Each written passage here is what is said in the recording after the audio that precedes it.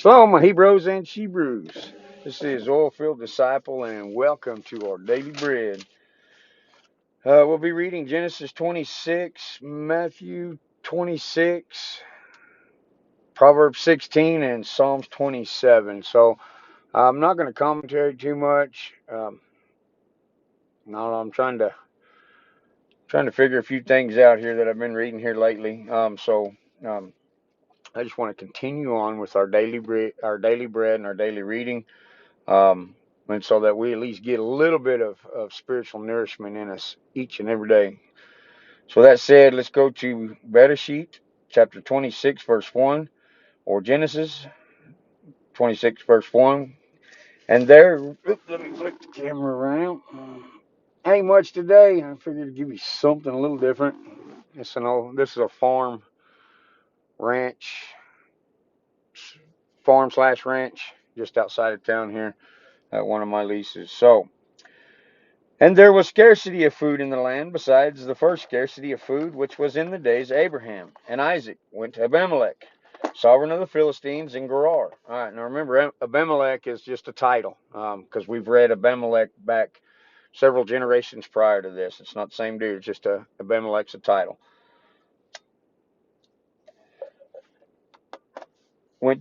And Isaac went to Abimelech, king of the Philistines, in Gerar. And Yahweh appeared to him and said, Do not go down to Egypt. Live in the land which I command you. Sojourn in this land, and I shall be with you, and bless you, and for I give all these lands to you and your seed. And I shall establish the oath which I swore to Abraham your father.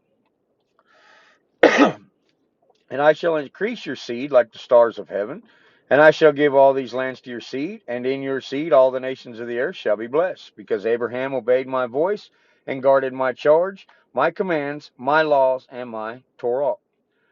And Isaac dwelt in Gerar. And when the men of the place asked about his wife, he said, She is my sister. For he was afraid to say, She is my wife, thinking lest the men of the place should kill me for Rebekah, because she is good looking. The apple don't fall far from the tree, does it? Now, I'd made a note where I went and looked up Gerar. It's somewhere south of what would be today's Gaza Strip in Israel. Verse 8, It came to be when he had been there a long time that Abimelech, king of the Philistines, looked through a window, and he watched and saw Isaac playing with Rebekah, his wife. So Abimelech called Isaac and said, See, truly she is your wife. So how could you say she is my sister? Isaac said to him, Because I said, lest I die on account of her. And Abimelech said, What is this you have done to us? One of the people had almost laid with your wife, and you would have brought guilt on us. And Abimelech commanded all his people, saying, He who touches this man or his wife shall certainly be put to death.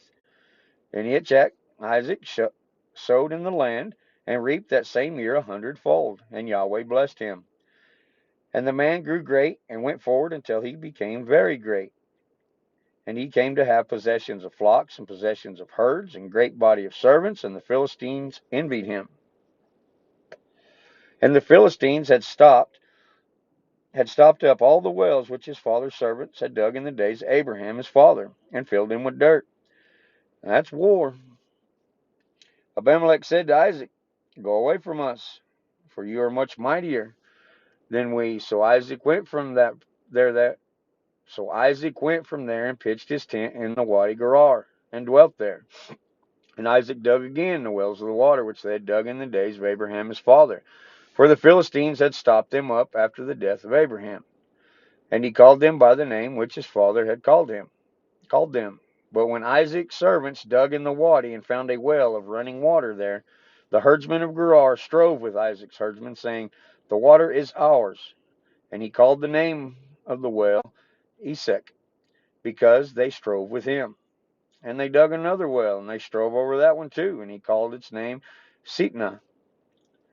And he moved from there and dug another well, and they did not strive over it, and he called its name Rehoboth, and said, For now Yahweh has made room for us, and we shall be fruitful in the land. And from there he went up to Beersheba. And Yahweh appeared to him the same night and said, I am Elohim of your father Abraham. Do not fear, for I am with you and shall bless you and increase your seed for my servant Abraham's sake. And he built a slaughter place there and called on the name of Yahweh, and he pitched his tent there, and the servants of Itzhak dug a well there. And Abimelech came to him from Gerar with Ahuzath, one of his friends, and Pekol, the commander of his army. And Yitzhak said to them, Why have you come to me, seeing you have hated me, and have sent me away from you? But they said, We have clearly seen that Yahweh is with you. And we said, Please let there be an oath between us, between you and us, and let us make a covenant with you, that you do no evil to us, as we have not touched you, and as we have done only good towards you, and have sent you away in peace. You are now blessed by Yahweh. And he made them a feast, and they ate and they drank, and they rose early in the morning and swore an oath with one another, and Itzhak let them go. And they departed from him in peace. And on that same day it came to be that the servants of Yitzhak came and informed him about the well which they had dug, and said to him, We have found water. So he called it Sheba. Therefore the name of the city was Beersheba to this day. And when Esau was 40 years old, he took as wives Judith, the daughter of Beri, and the Hittite, and Basemath, the daughter of Elon the Hittite. And they were bitterness of spirit to Yitzhak and Rebekah.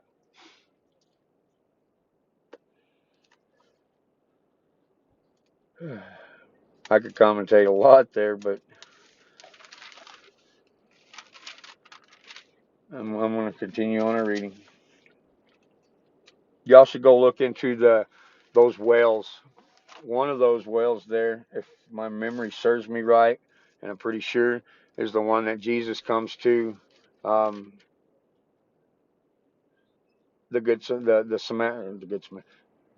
Jesus comes to the Samaritan woman at one of those wells back, in a long time from when them wells were dug. At that point, we just read Psalm 27.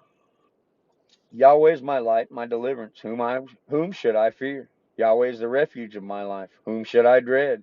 When evildoers come against me to eat up my flesh, my adversaries and my enemies, they shall stumble and fall. Though an army encamp against me, my heart does not fear. Though battle come up against me, even then I would be trusting. One matter I asked of Yahweh, this I seek, to dwell in the house of Yahweh all the days of my life, to see the pleasantness of Yahweh, and to inquire in his hekel, his temple. For in the day of evil he hides me in his booth. We better be praying for that as we go forth into this COVID-19, that the Lord would hide us in his booth, hide us in his tabernacle. In the covering of his tent he hides me. On a rock he raised me up. And now my head is lifted up above my enemies all around. And I slaughter in his tent with slaughterings of sounding. I sing, yes, I sing praises to Yahweh. Hear, O Yahweh, when I cry with my voice, and show me favor and answer me. To my heart you have said, Seek my face. Your face, Yahweh, I seek. Do not hide your face from me, and do not turn your servant away in displeasure. You have been my help. Do not leave me nor forsake me, O Elohim of my deliverance, when my father and my mother have forsaken me. It's coming that time, y'all. I see it coming. It's right on the horizon. I hear the battle drums playing here in America, across the world. Then Yahweh does take me in. Teach me your way, O Yahweh, and lead me in a smooth path because of my enemies. Do not give me over to the desire of my adversaries, for false witness have risen against me, and they breathe out cruelty to me. What if I had not believed to see the goodness of Yahweh in the land of the living? Wait on Yahweh and be strong, and let him strengthen your heart. Wait, I say, O Yahweh.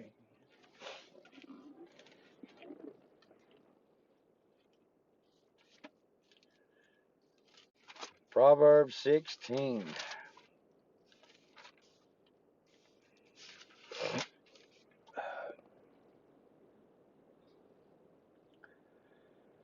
To man belongs the preparations of the heart, but from Yahweh is the answer of the tongue. All the ways of man are clean in his own eyes, but Yahweh weighs the spirits. Commit your works to Yahweh, and your plans shall be established. Let me say it again. Commit your works to Yahweh, and your plans be established. If our works are towards the Lord, He will work them for His good, for His glory, and we will prosper, just like we've seen Abraham and Isaac prospering in Genesis. But whenever our hearts set out on honor and riches for ourselves, I don't expect Yahweh to bless that much. Verse 4, and Yahweh has made all for His purpose, and also the wrong for the day of evil. Everyone proud in heart is an abomination to Yahweh. Hand to hand He goes not unpunished. By loving commitment, truth, crookedness is pardoned. And in the fear of Yahweh, one turn away from evil. When a man's ways please Yahweh, He makes even his enemies to be at peace with him.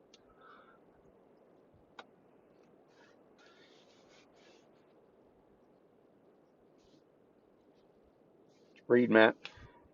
Better is a little with righteous than a large income without right ruling. A man's heart plans his way, but Yahweh establishes steps. It's one of my go-to verses. An oath is on the lips of the king. In right ruling, his mouth trespasses not. A right scale and balances are of Yahweh.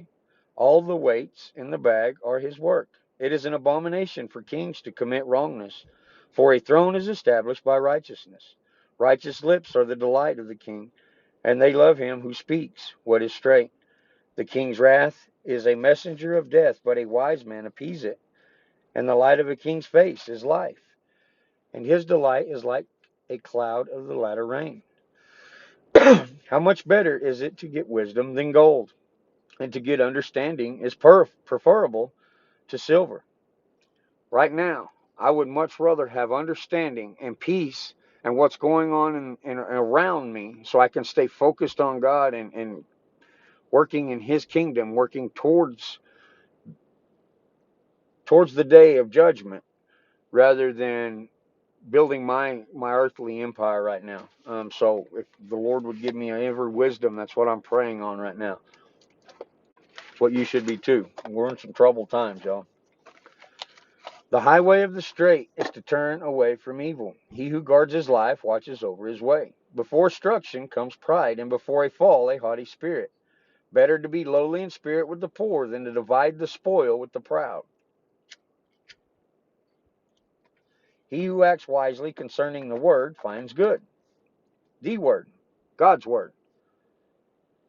And blessed is he who trusts in Yahweh. The wise-hearted is called discerning, and sweetness of lips increase learning. Understanding is a fountain of life to him who has it. But the disciplining of fools is folly. The heart of the wise gives discretion to his mouth, and he increases learning to his lips. Pleasant words are like a honeycomb, sweet to the being and healing to the bone. There is a way that seems right to a man, but its end is the way of death. We read that in a couple of Proverbs earlier this week. He who labors for himself, for his mouth drives him on. A man of Belial plots evil, and on his lips it's like a burning fire. A perverse man sends forth strife, and a whisperer separates intimate friends. A ruthless man entices his neighbor and leads him in a way that is not good. Deuteronomy 13 test. Go back to that. Winking with his eye to plot perversity. Moving his lips he shall bring about evil. Gray hair is a crown of adorning. It is found in the way of righteousness. He who is patient is better than the mighty, and he who rules over his spirit than he who takes a city. The lot is cast into the lap, but every decision by it is from Yahweh.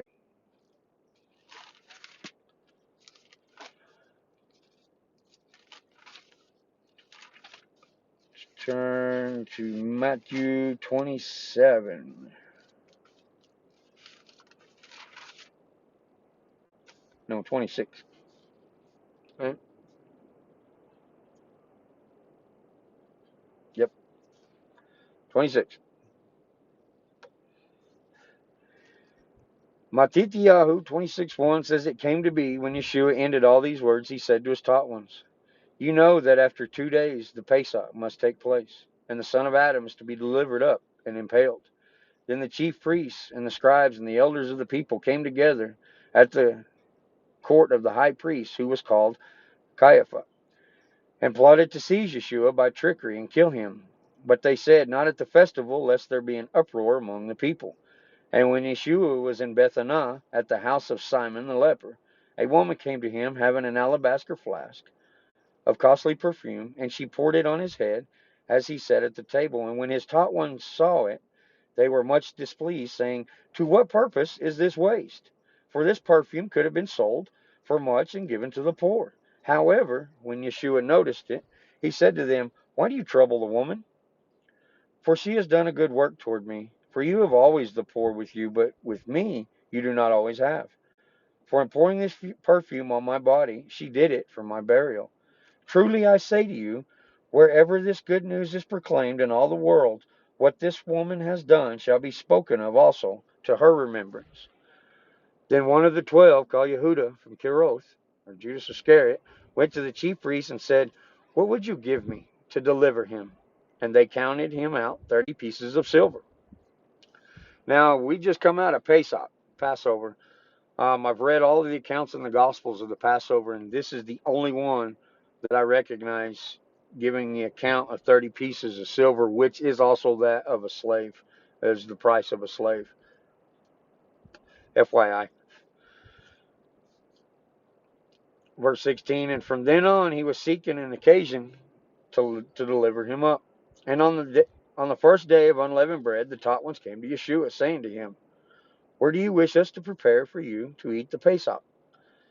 And he said, go into the city to a certain man, say to him, the teacher says, my time is near. I am to perform the Pesach at your house with my taught ones. Just go to this dude. He'll look like this. Tell him it's me. He'll be all right.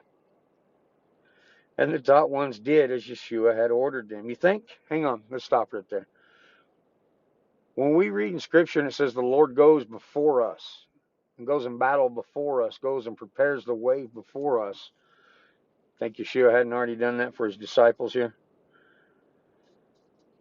And the taught ones did as Yeshua had ordered them and prepared the Pesach. And when evening came, he sat down with the 12.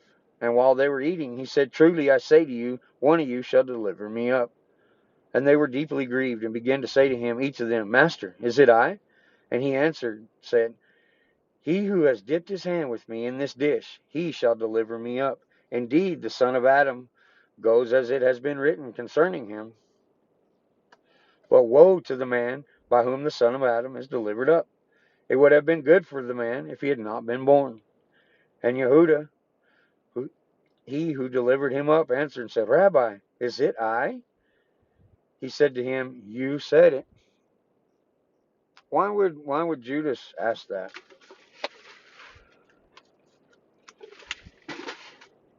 Think about that.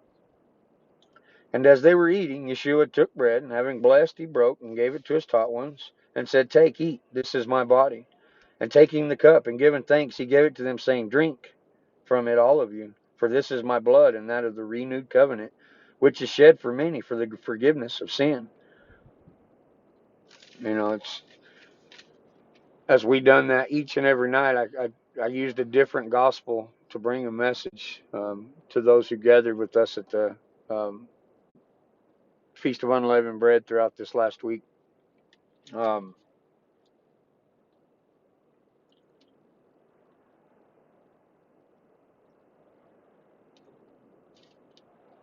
It's been real spiritually enlightening. I'll give it that. I got a lot to say, but I'm going to keep this short. But I say to you, I shall certainly not drink of the fruit of the vine from now on, till that day when I drink it anew with you in the reign of my Father. And having sung a song, they went out to the Mount of Olives. Then Yeshua said to them, all of you shall stumble in me this night, for it has been written, I shall strike the shepherd, and the sheep of the flock be scattered. But after I have been raised, I shall go before you in Galilee. And Peter answered and said to him, even if I stumble in you, I'll never, even if all stumble in